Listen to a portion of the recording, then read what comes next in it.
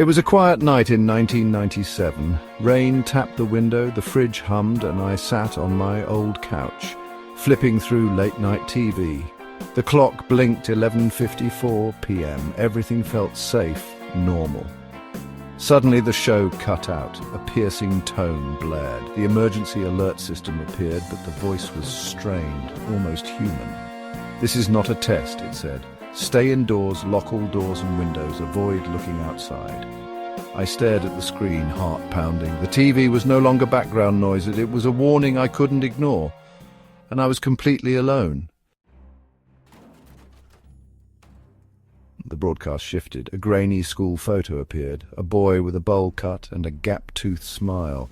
The voice said, "The missing child is named Michael. If you have any information, contact authorities."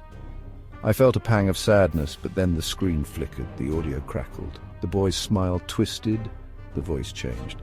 Correction, the missing child is named David. The name under the photo changed, but the face stayed the same. Each time the voice spoke, the name was different. Samuel, Jacob, Timothy, Daniel. The photo warped subtly with each new name, the boy's features shifting, his eyes darkening. It was like watching a memory corrupt in real time. The errors kept coming, the static growing louder. The broadcast wasn't about one missing child, it was about every missing child, or maybe something else entirely. The face on the screen became less a victim, more a warning. The repetition was dizzying, the names blurring together. I felt disoriented, unsettled. The broadcast felt intentional, malicious. The smiling face was no longer comforting. It was a symbol of something terrible, and it was staring right at me. The screen broke down into rolling static and warped lines. The boy's photo flickered, now barely recognizable. Dark shapes moved behind the text, tall, jerky silhouettes, there and gone in a blink.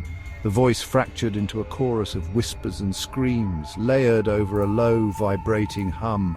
The warnings grew frantic. "Do not look at it! Do not answer the door!" My blood ran cold.